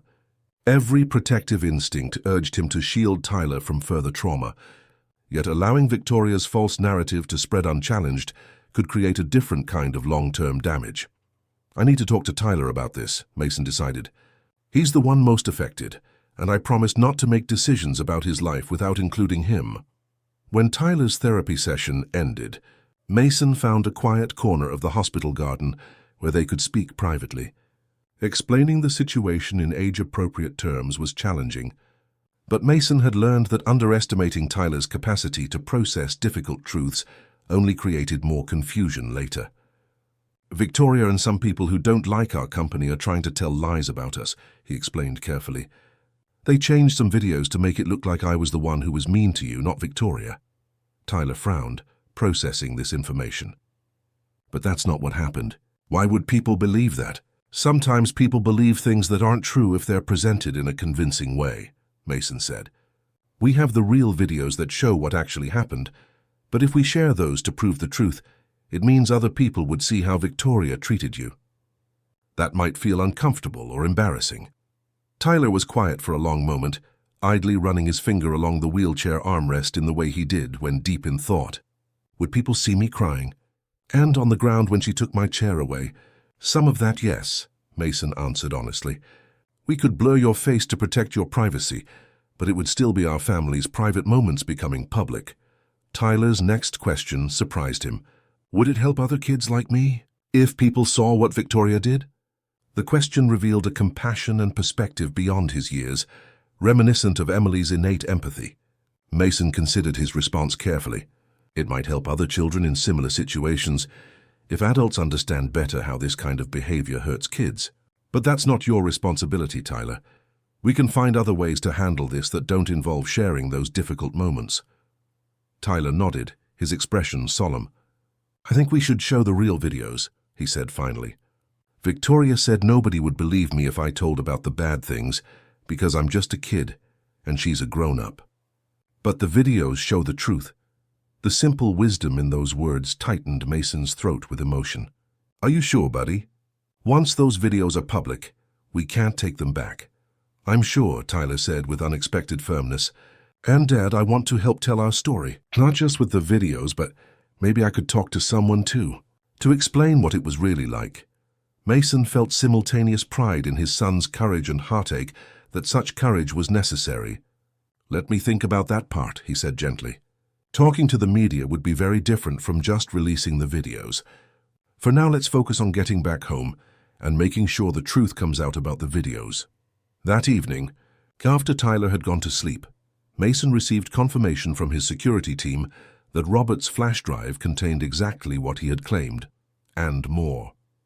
In addition to the doctored footage Victoria planned to release, there were hundreds of hours of original security recordings showing her systematic mistreatment of Tyler over months, growing progressively worse as she became more confident in her control of the household.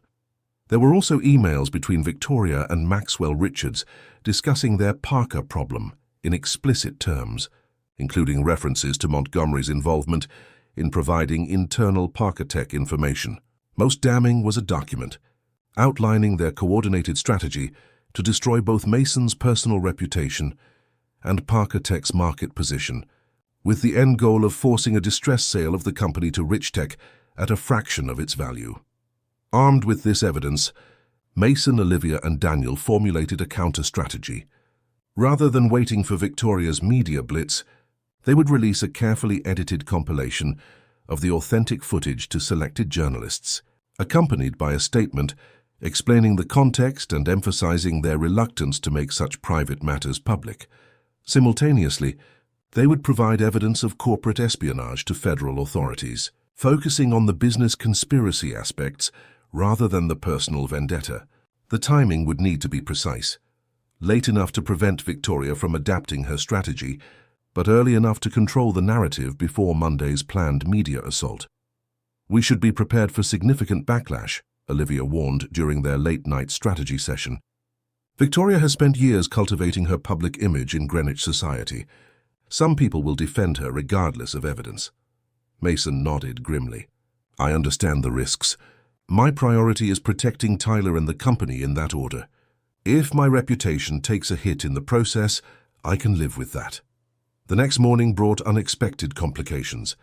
Tyler woke with fever and increased pain in his legs, a not uncommon occurrence during intensive therapy, but concerning nonetheless.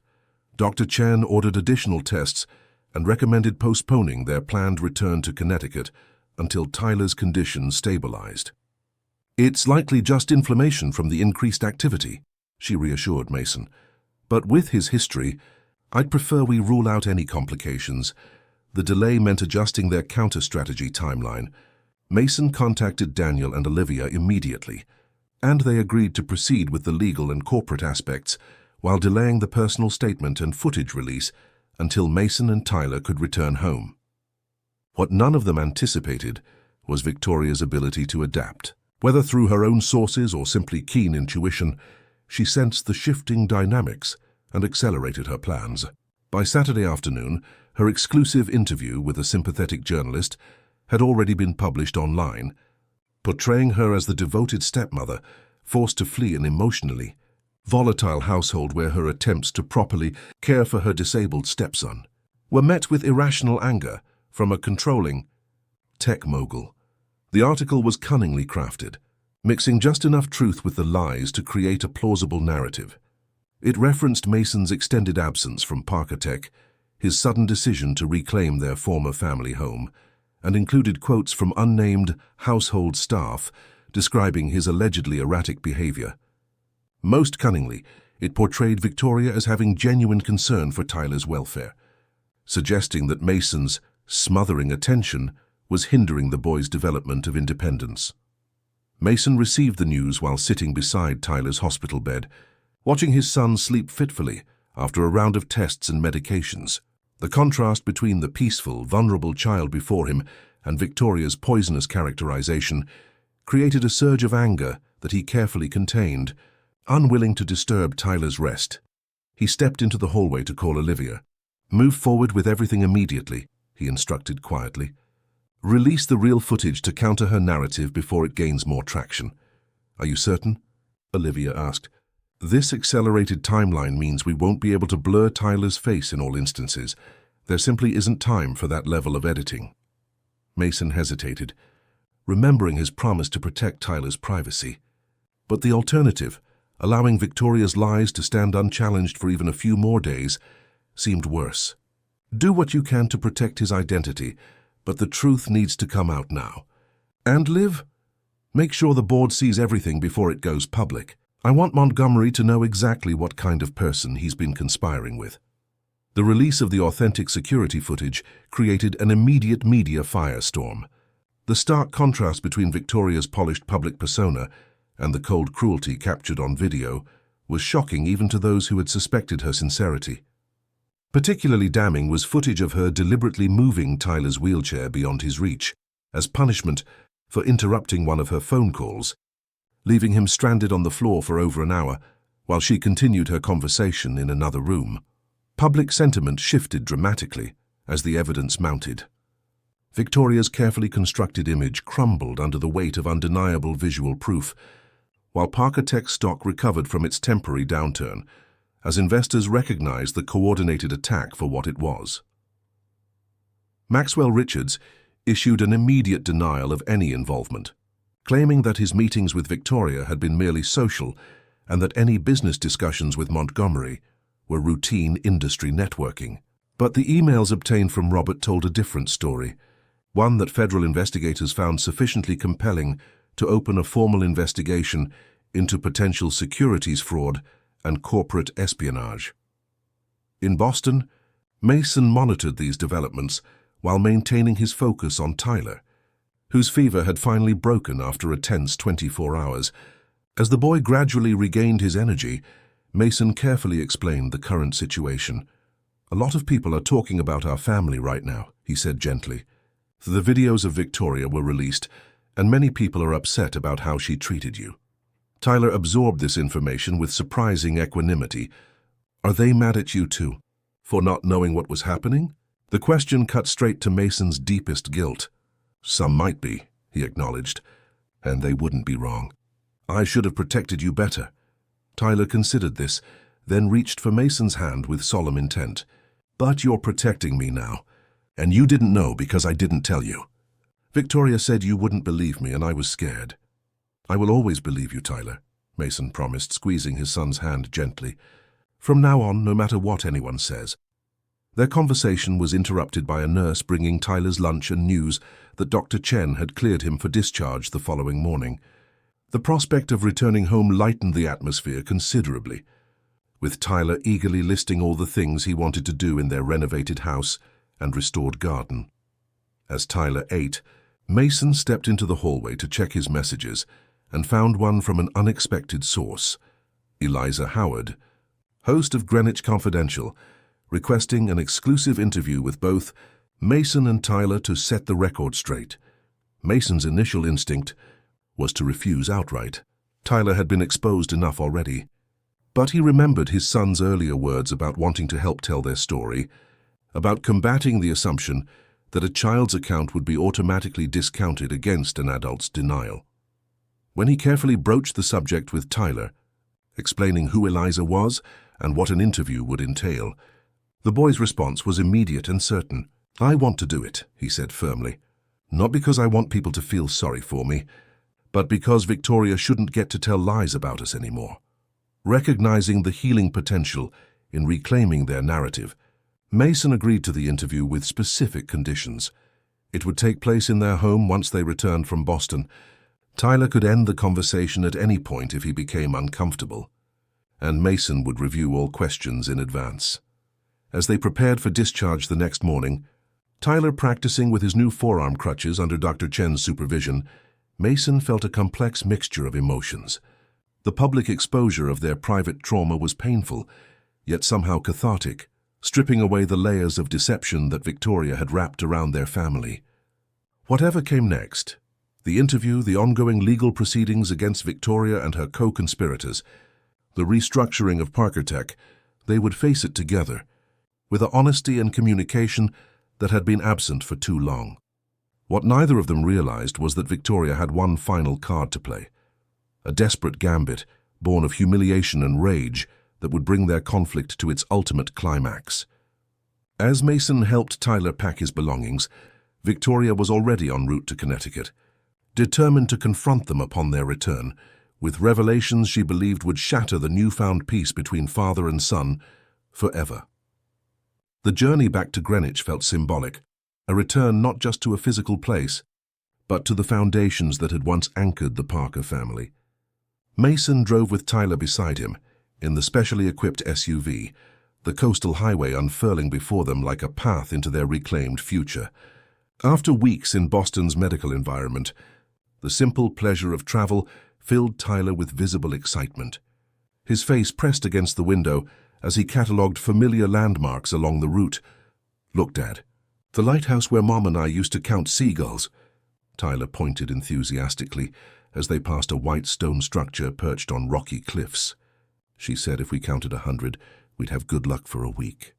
Mason smiled at the memory, heartwarming at Tyler's increasingly frequent mentions of Emily, without the shadow of pain that had once accompanied them. "Did you ever reach 100? Tyler laughed, the sound lighter and more carefree than Mason had heard in years. "No way, the most we ever got was 67.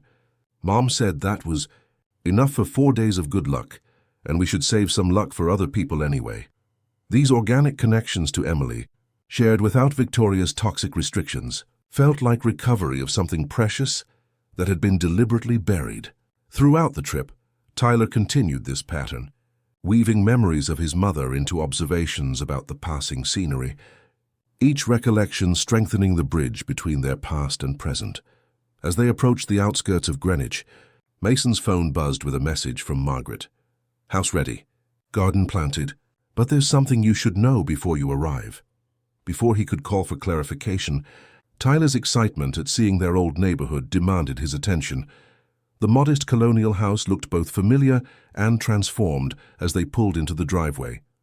The exterior maintained its traditional charm, but new additions, a gently sloping ramp replacing the front steps, widened doorways, and strategically placed handrails, subtly integrated accessibility without sacrificing the home's character. Flower boxes burst with Emily's favorite purple hydrangeas, a thoughtful touch from Margaret that brought unexpected moisture to Mason's eyes. "It looks like home again," Tyler whispered, a world of meaning in those simple words. Mason helped Tyler transfer to his wheelchair, noting with pride how much more adept his son had become at managing the transition. As they approached the front door, Margaret appeared on the porch, her expression a conflicted mixture of welcome and concern. "Welcome home, both of you," she greeted them warmly, embracing Tyler first and then Mason. "Everything is ready inside. But," she hesitated, glancing meaningfully at Mason, "there's been a development. Robert Wilson called an hour ago. Victoria was seen in town this morning and she was making threats." Mason nodded slightly, understanding Margaret's reluctance to elaborate in front of Tyler. "We'll discuss it later," he murmured, focusing instead on the homecoming moment. "Right now I think someone is eager to see his room." Tyler wheeled himself up the ramp with newfound confidence, pausing at the threshold as memories washed over him. "It even smells the same," he observed wonderingly. "Like Mom's lemon cookies and the wood polish she liked?" Margaret smiled, visibly touched by the observation. "I might have baked a batch of Emily's cookies this morning. They're cooling in the kitchen if you'd like to test whether I got the recipe right." While Tyler eagerly headed toward the kitchen with Margaret, Mason quickly checked his phone for details on Robert's warning. The text message was brief but alarming. "V claiming to have truth that will turn T against you, possibly headed to your house. Richard's distancing himself from her. She's increasingly unstable." The prospect of Victoria disrupting their homecoming sent a surge of protective anger through Mason. After all Tyler had endured, and the progress he'd made, the last thing he needed was another traumatic confrontation. Mason quickly texted Olivia to arrange for additional security and to ensure the restraining order was being actively enforced. Pushing these concerns temporarily aside, he joined Tyler in the kitchen, where his son was thoughtfully evaluating a fresh-baked cookie. "Almost right," Tyler declared seriously, "but Mom put a tiny bit more lemon. And she always said the secret was in how long you beat the butter." Margaret laughed delightedly. "Well, you'll have to supervise my technique next time. Now, would you like to see what we've done with your room?" Mr. Parker gave specific instructions about keeping your favorite elements while making some new additions. The tour of the renovated house became a journey through carefully preserved memories, enhanced by thoughtful adaptations. Tyler's room maintained his beloved space-themed decor, now complemented by a state-of-the-art adjustable bed and a specially designed desk that accommodated his wheelchair perfectly. The bathroom featured subtle support rails, disguised as part of the nautical theme Emily had originally created, maintaining the playful atmosphere while adding necessary functionality. Most significant was the sunroom addition that connected to the backyard garden. Designed with floor-to-ceiling windows and wide doorways, it provided Tyler with an all-weather connection to the outdoor space that had once been central to family activities. "And here's what I think you'll find most exciting," Margaret announced, as she led them through the sunroom doors onto a wide deck that overlooked the garden. Emily's garden, reimagined for your easy access. The raised garden beds were arranged in a pattern that allowed wheelchair navigation between them, with varying heights that would permit Tyler to tend different plants from either his chair or standing with support. A small greenhouse stood at the far end, its door wide enough for wheelchair access and its interior shelves at carefully calibrated heights. "This is amazing," Tyler breathed, wheeling himself along the smooth pathway between the beds. "Look, Dad, Margaret planted Mum's tomatoes and those purple beans we used to grow." Mason knelt beside Tyler's wheelchair, pointing out additional features. "See these lower beds? They're at the perfect height for when you're practicing standing with your crutches. And over there, we've installed an irrigation system you can control from an app, something your mom would have loved." As Tyler explored the garden with Margaret's guidance, Mason stepped back into the sunroom to check his messages again. Olivia had confirmed that security would be monitoring the property perimeter, and the local police had been notified about the restraining order in case Victoria attempted to approach. The peace of their homecoming remained undisturbed through the afternoon as they settled in, unpacking Tyler's belongings and arranging his therapy equipment in the converted den. They shared a simple dinner on the back deck, watching fireflies emerge in the gathering twilight, a perfect conclusion to their first day home. It was as Mason was helping Tyler prepare for bed, the boy drowsy with contentment and the fatigue of travel, that the doorbell rang with insistent urgency. Mason tensed immediately, exchanging a concerned glance with Margaret, who appeared in the doorway. "I'll see who it is," she offered quietly. "Security should have stopped anyone at the gate." "No," Mason replied, carefully tucking the blanket around Tyler. "I'll go. Stay with him, please." The persistent ringing had changed to pounding by the time Mason reached the front door. Through the sidelight window, he could see Victoria. Her normally perfect appearance disheveled, her expression a mask of desperate fury. Behind her on the driveway stood a security officer, apologetically indicating he had tried to stop her as she rushed past the property gate. Mason opened the door but remained firmly in the threshold, blocking entry. "You're violating a restraining order, Victoria. Leave now or I'll have no choice but to call the police." Victoria's laugh held an edge of hysteria. "Always so proper, Mason. So concerned with appearances and legal niceties while building your life on lies. Whatever you have to say." "This isn't the time or place," Mason replied evenly, acutely aware of Tyler possibly overhearing. "Tyler is settled in for the night and I won't have you disturbing him. Tyler deserves to know the truth about his saintly mother," Victoria spat, her voice rising. "About the real reason for the accident that convenient day, when Emily just happened to be driving on that particular road." The implication sent ice through Mason's veins.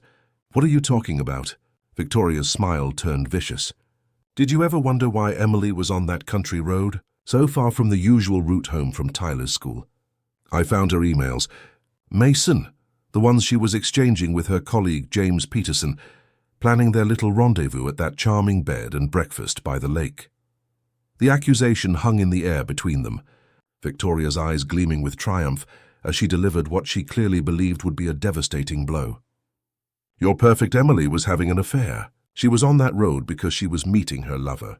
Tyler lost his ability to walk because his mother couldn't keep her marriage vows." Mason stared at her, momentarily speechless, not from shock or betrayal, but from the breathtaking malice behind Victoria's final attempt to damage his family. When he finally spoke, his voice was unnaturally calm. James Peterson was Emily's research partner on a pediatric mobility study. They were presenting their findings at a medical conference being held at the lakeside resort. I was supposed to meet them there for the presentation, But I was delayed in California. Victoria's vindictive smile faltered. You're lying. The emails were about their research presentation. Mason finished for her. I have copies of all Emily's professional correspondence. She and James were developing an innovative therapy approach for children with partial mobility impairment, work, that Dr. Chen is now continuing with Tyler. The confidence in Mason's response clearly wasn't what Victoria had anticipated. She rallied quickly, changing tactics.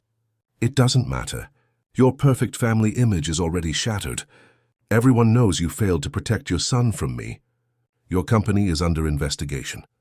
Your precious reputation. Mom wasn't perfect, came a small, clear voice from behind Mason. But she was good and kind, and she loved us. Mason turned to find Tyler in the hallway, balanced carefully on his forearm crutches, Margaret hovering protectively behind him. The boy's face was solemn, but remarkably composed as he regarded Victoria. Tyler, Mason began, concerned about his son's exposure to this ugliness, but Tyler shook his head slightly. It's okay. Dad, I want to say something. With deliberate care, Tyler took a step forward, the weeks of intensive therapy evident in his improved balance and control. Victoria, you tried to make me forget Mom. You said remembering her made Dad sad. But that wasn't true. You just didn't want me to remember what having a real mom felt like. The simple truth, delivered with a child's clarity, seemed to deflate Victoria's vengeful energy. She stared at Tyler, at the evidence of his progress and the calm certainty in his young face. You took my wheelchair and left me on the floor, Tyler continued quietly. You said it was to make me stronger, but it wasn't. It was because you were angry and wanted to hurt me. Real parents don't hurt their kids when they're angry. Mason placed a gentle hand on Tyler's shoulder, overwhelmed with pride at his son's composure and insight. That's enough, buddy. You've said what needed saying. Margaret will help you back to bed while I finish talking to Victoria. As Margaret carefully guided Tyler back down the hallway, Mason turned to Victoria, whose facade had completely crumbled, leaving only the hollow shell of her manufactured persona. You've lost, Victoria, not because of the videos or the legal consequences, but because you never understood what you were fighting against. This family isn't perfect, it's real. It's built on love and honesty, even through mistakes and grief. That's something you can't destroy with lies or manipulation. Victoria seemed to physically shrink before him, her calculated poise replaced by genuine desperation. You have no idea what it's like to be discarded, to be treated as disposable. I was just a convenient replacement for your perfect family picture. For the first time, Mason glimpsed the wounded core beneath Victoria's cruelty, not with sympathy, but with clarity. You were never a replacement, Victoria. You were a partner. Or you could have been, but you chose to see Tyler as competition rather than as a child who needed love. That was your decision, not ours. He stepped back, preparing to close the door. Security will escort you off the property. If you attempt to contact Tyler or me again, directly or through the media, the restraining order will be extended and enforced to the fullest extent. Whatever happens next with the investigations and legal proceedings, I suggest you focus on building a life that doesn't depend on destroying others. As he closed the door on Victoria's defeated expression, Mason felt an unexpected sense of closure. Her final attack, meant to shatter their healing family bond, had instead reinforced it through Tyler's brave stand and clear-eyed understanding. He found Tyler sitting on the edge of his bed, still processing the confrontation. You did really well out there, Mason said, sitting beside him. That was very brave. Tyler leaned against his father's shoulder. I wasn't scared of her this time. She can't hurt us anymore, right? Right, Mason confirmed, wrapping an arm around his son's shoulders. Victoria made her choices, and now she has to live with the consequences. But we get to make new choices every day about how we want to live and who we want to be. Like Mom's garden, Tyler mused thoughtfully. We're planting new things, but we're still keeping the special plants she loved. The insight, so perfectly expressed in 7-year-old terms, captured exactly what they were doing, honoring Emily's memory while building something new that incorporated their experiences, even the painful ones. That's exactly right, buddy. We're growing something new from what we've always had. The following weeks brought a gradual return to normalcy, or rather, the establishment of a new normal that balanced Tyler's ongoing therapy with Mason's restructured role at Parkotech. True to his commitment, Mason arranged his schedule around Tyler's needs, working primarily from the home office and limiting travel to day trips when possible. The legal consequences for Victoria and her co-conspirators unfolded with methodical precision. Federal investigators uncovered extensive evidence of corporate espionage, resulting in criminal charges against Maxwell Richards and civil penalties for rich tech industries. Victoria herself faced charges related to computer fraud and obstruction of justice, eventually accepting a plea deal that included probation and community service with organizations supporting children with disabilities, a particularly fitting consequence that Tyler, with his innate sense of justice, approved.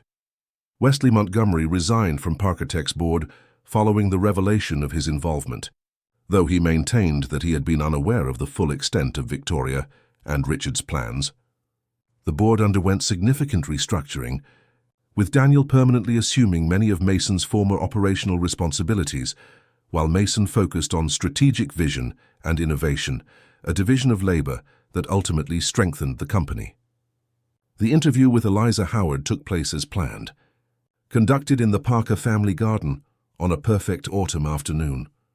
Tyler, seated beside his father, spoke with remarkable poise about his experiences with Victoria and his ongoing recovery journey. Rather than dwelling on the negative aspects, he emphasized the progress he was making with his new therapy program and his excitement about returning to a regular school in the coming semester. "The most important thing I learned," he told Eliza with the disarming directness of childhood, "is that it's okay to tell someone when bad things are happening. I was afraid to tell my dad because Victoria said he wouldn't believe me. But that wasn't true. Parents should believe their kids." The interview, when it aired, generated an outpouring of support for the Parkers and sparked important conversations about recognizing signs of emotional abuse in blended families. Several child welfare organizations reached out to Mason about developing programs to help children better understand and communicate their experiences in difficult family situations.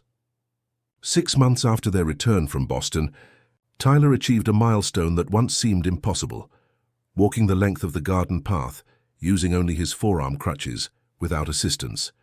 Mason recorded the moment on video, capturing Tyler's face as he reached the greenhouse door, a mixture of triumph, determination, and joy that encapsulated their journey from darkness back into light.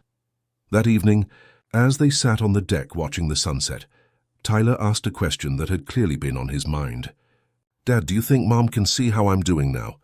Mason considered the question with the seriousness it deserved. "I believe she can, and I think she's incredibly proud of you, not just because you're walking more, but because of the kind of person you're becoming. Strong, brave, and compassionate, just like she was." Tyler nodded, satisfied with the answer. "I think she's proud of you too, for fixing things and for being here with me instead of always at work."